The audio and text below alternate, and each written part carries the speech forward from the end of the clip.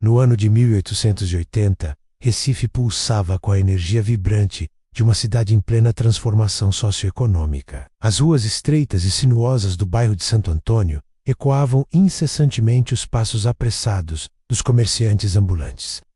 Ranger metálico das carroças pesadas carregadas de cânhada, a cocar recém-colhida das plantações circundantes, e o murmurar constante e ritmado do rio Capibaribe, que serpenteava pela urbe como uma veia vital. O sol escaldante do Nordeste brasileiro banhava as fachadas coloniais das casas antigas, pintadas em tons desbotados de azul celeste e amarelo ocre, enquanto o cheiro salgado de peixe fresco dos mercados ribeirinhos misturava-se e o aroma dolce e inebriante das frutas tropicais empilhadas em cestas de palha. A brisa marinha carregava vozes de vendedores gritando ofertas, crianças correndo em brincadeiras inocentes e o tilintar de moedas trocadas em negociações febris. Mas por trás dessa fachada aparente de prosperidade cotidiana e bulício comercial, escondia-se uma sombra opressiva e sombria, que pairava sobre os menos afortunados. O coronel Antônio de Souza, um homem de temperamento de ferro e ambição insaciável,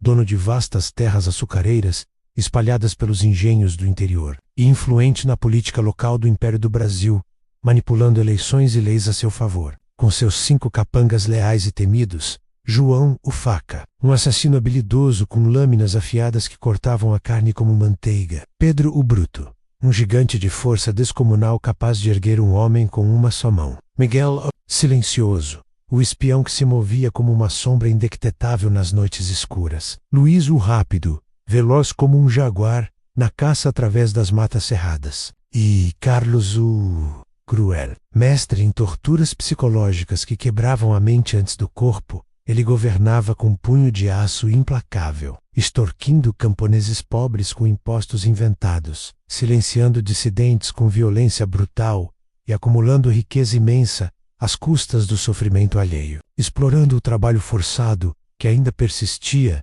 apesar das promessas abolicionistas.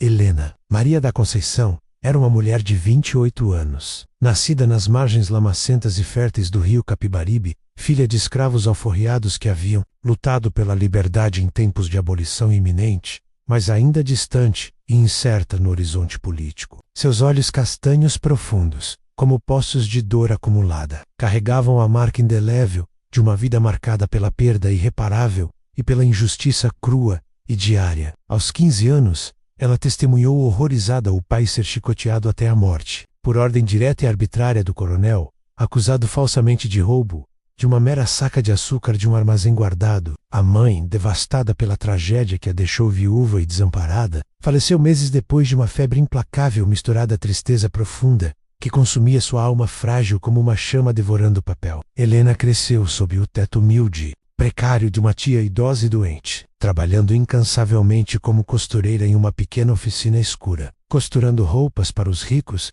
enquanto mal conseguia alimentar-se. Mas seu coração ardia com uma chama de justiça inextinguível, alimentada por noites insones de raiva contida e planos sussurrados ao vento de 2 ou os 10, sem exceção. Helena via o coronel passar a cavalo pela praça central movimentada, cercado por seus capangas armados até os dentes, rindo alto e debochado das misérias do povo comum que se curvava ao seu passagem. Ele havia se enriquecido de forma escandalosa durante a Guerra do Paraguai, vendendo suprimentos superfaturados ao exército imperial faminto, lucrando com a morte de soldados inocentes, enquanto fingia um patriotismo hipócrita em salões de elite. Agora, usava sua posição privilegiada para esmagar qualquer um que ousasse questioná-lo ou resistir, impondo impostos ilegais sobre colheitas magras e desapropriando terras ancestrais de famílias camponesas. Seus capangas eram os soldados, desonrados e sem alma, homens sem escrúpulos,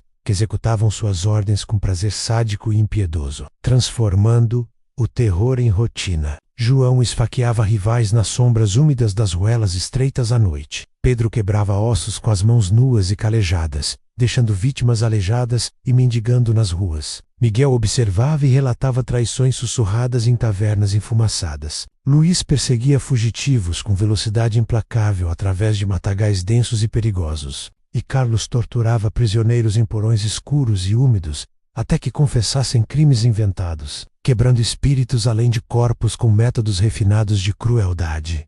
Helena, com sua inteligência afiada como uma navalha recém-amolada, e determinação férrea forjada no fogo da adversidade cotidiana, começou a tecer uma rede clandestina e perigosa de aliados entre os oprimidos da cidade e arredores. Ela se reunia em segredo absoluto com trabalhadores exaustos das usinas de açúcar barulhentas, escravos fugitivos escondidos em quilombos improvisados nas matas, e até alguns soldados descontentes com um regime corrupto e decadente do império. O coronel não é imortal, e sua tirania tem um fim inevitável. Sussurrava ela nas noites quentes e abafadas de verão, sob a luz trêmula de velas de sebo, derretendo lentamente sobre mesas improvisadas. Sua beleza serena, com cabelos negros cacheados caindo como cascatas, e pele morena marcada pelo sol inclemente, conquistava corações hesitantes, mas era a dor profunda e visível em seus olhos que os convencia de verdade, evocando empatia compartilhada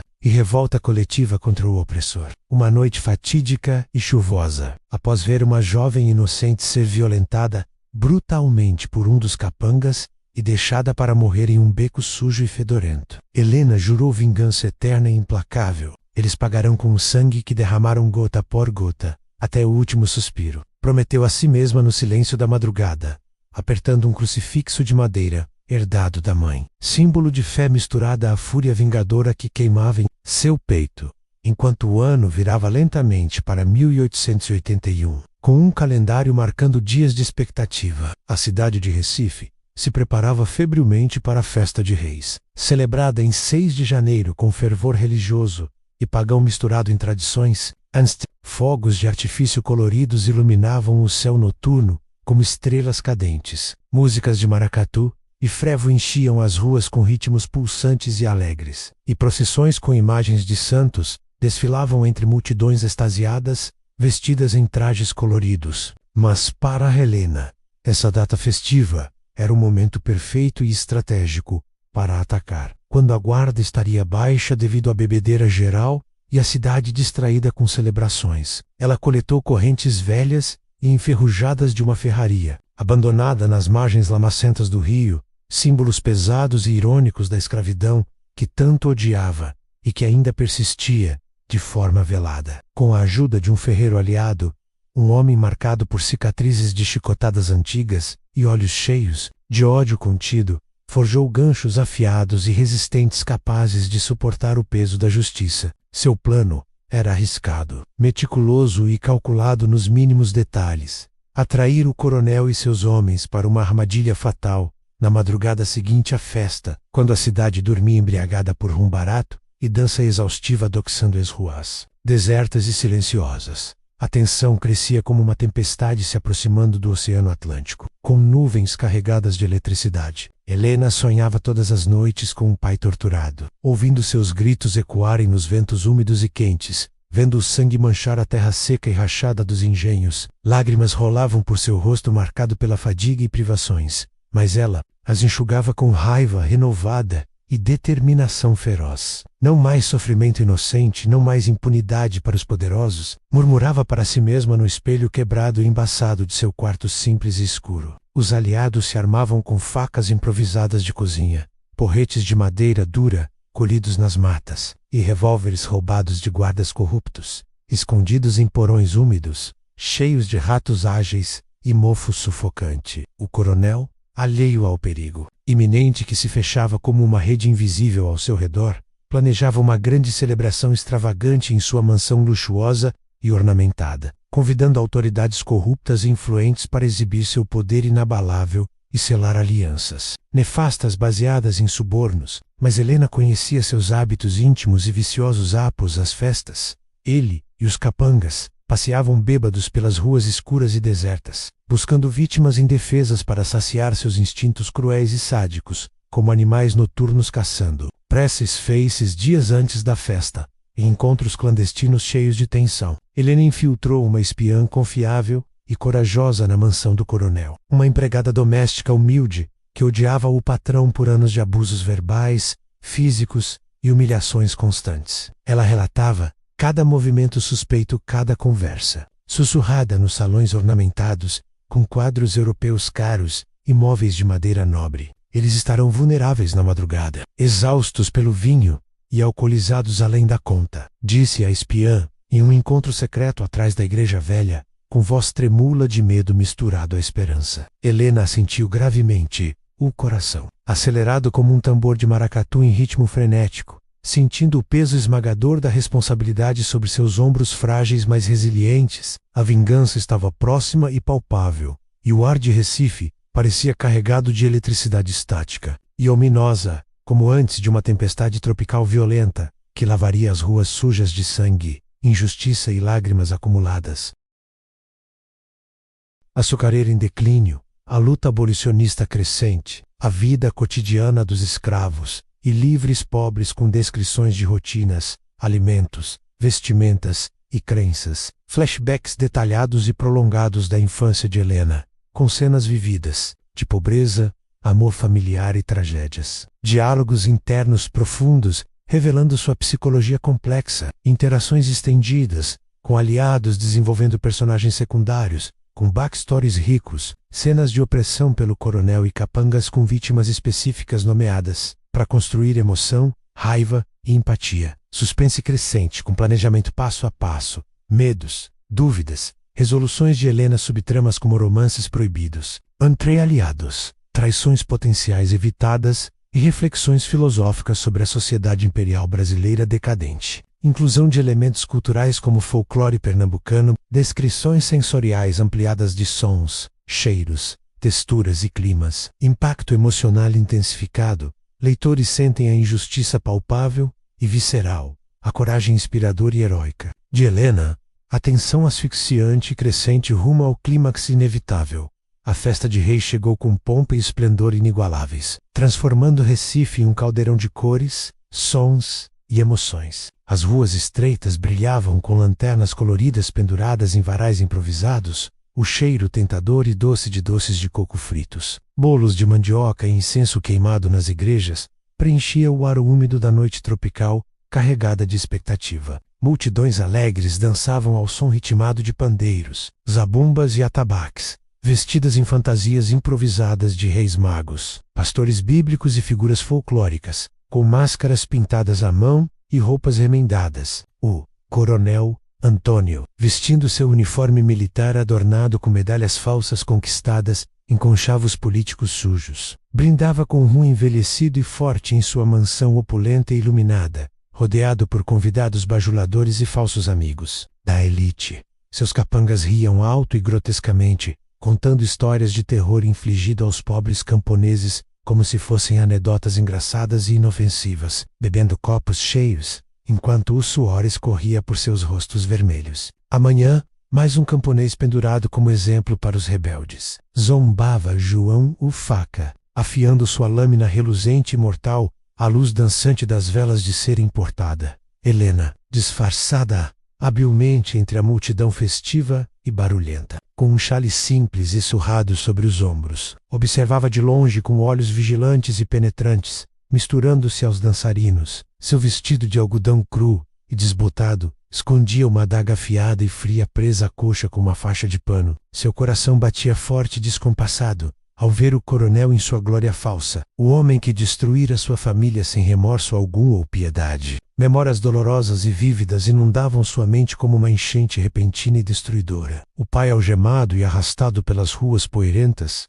a mãe chorando até secar as lágrimas em noites intermináveis. Hoje isso acaba de uma vez por todas, e o ciclo de dor se quebra, pensou ela com determinação feroz, cerrando os punhos até as unhas cravarem na palma da mão, deixando marcas vermelhas. Seus aliados estavam posicionados estrategicamente pela cidade. O ferreiro robusto e musculoso escondido em um beco escuro e fedorento. O escravo fugitivo ágil e experiente no telhado inclinado de uma casa vizinha colonial. A empregada espiã, circulando dentro da mansão com bandejas pesadas de petiscos quentes e bebidas. À meia-noite em ponto, a festa atingia o ápice de euforia coletiva e descontrolada. Fogos de artifício explodiam no céu estrelado, e claro, pintando-o de vermelho vivo, ouro brilhante e azul intenso, enquanto mascarados dançavam em círculos frenéticos e giratórios ao som de músicas ancestrais. Helena enviou um mensageiro, falso e inocente, um menino de rua subornado com moedas roubadas, convidando o coronel para um encontro secreto e urgente em uma taverna abandonada e decadente perto do rio Capibaribe, prometendo informações cruciais e exclusivas sobre uma rebelião iminente entre os trabalhadores descontentes dos engenhos. O coronel, paranoico por natureza e arrogante em excesso, mordeu a isca imediatamente, vendo uma oportunidade de esmagar mais inimigos potenciais e consolidar poder, e levou seus 5 capangas fiéis e armados para o local, na taverna escura, fedorenta e abandonada, com paredes mofadas e rachadas, chão coberto de serragem velha e úmida. Helena esperava nas sombras densas e opressivas, o pulso acelerado como um relógio descontrolado. Quando eles entraram tropeçando, bêbados e arrogantes como sempre, tropeçando em bancos quebrados e velhos, os aliados atacaram como fantasmas vingadores e silenciosos da noite. Pedro o Bruto foi o primeiro a cair pesadamente, nocauteado por um porrete pesado e sólido na nuca, seu corpo massivo tombando como uma árvore centenária cortada por um machado. Miguel o Silencioso tentou gritar um alerta desesperado, mas uma mão calejada e forte tapou sua boca, sufocando o som. Antes que ecoasse, a luta foi feroz, caótica e sangrenta. Facas reluzindo à luz fraca da lua filtrada pelas janelas sujas e quebradas. Grunhidos de dor ecoando pelas paredes, sangue espirrando nas superfícies irregulares como tinta vermelha. Helena enfrentou o coronel diretamente, olhos flamejantes e cheios de ódio nos olhos dele, agora cheios de surpresa e medo palpável. Por meu pai, por minha mãe, por todos que você destruiu sem piedade, disse ela com voz rouca e tremula de emoção, golpeando seu braço com precisão letal e calculada. Sentindo o impacto reverberar, eles foram subjugados um a um. Após minutos que pareceram horas de luta intensa, amarrados com as correntes pesadas e frias, arrastados com esforço para o cais deserto e silencioso à beira do rio, sob a lua cheia, que iluminava a cena como um holofote divino e acusador, o coronel implorava pateticamente por misericórdia, suor escorrendo pelo rosto inchado e deformado. Tenha piedade, mulher, eu posso te enriquecer, além dos sonhos. Helena respondeu, com frieza glacial e inabalável. Como você teve piedade com minha família, com as dezenas que matou por capricho? A emoção transbordava em ondas avassaladoras, lágrimas de raiva escorrendo pelo seu rosto sujo, tremores de medo superado, misturados à adrenalina da vitória iminente e doce. Madrugada de 6 de janeiro de 1881, o silêncio sepulcral e opressivo da cidade, adormecida, era quebrado apenas pelo murmurar suave e constante do rio Capibaribe fluindo, pelo ocasional latido de um cão vadio nas ruas vazias e pelo vento sussurrante nas folhas. Helena e seus aliados, ofegantes, sujos de sangue e suor, penduraram o coronel e seus capangas em árvores antigas e retorcidas na praça central histórica, usando as correntes como forcas improvisadas e simbólicas de justiça poética. Os corpos balançavam ao vento fresco da aurora nascente, um espetáculo macabro e inesquecível que representava a justiça popular crua, inexorável e longamente aguardada. O amanhecer trouxe uma mistura complexa de horror, admiração e alívio. A população sonolenta e surpresa. O povo acordava aos poucos para a visão impactante e chocante, sussurrando em tons mistos de medo reverencial e alívio libertador. Helena fez justiça onde a lei falhou miseravelmente e os poderosos reinavam. As autoridades imperiais, alarmadas e furiosas, iniciaram uma caçada feroz e organizada pela cidade e arredores. Mas Helena já fugia astutamente para o interior sertanejo árido, tornando-se uma lenda viva e inspiradora entre os oprimidos e esquecidos.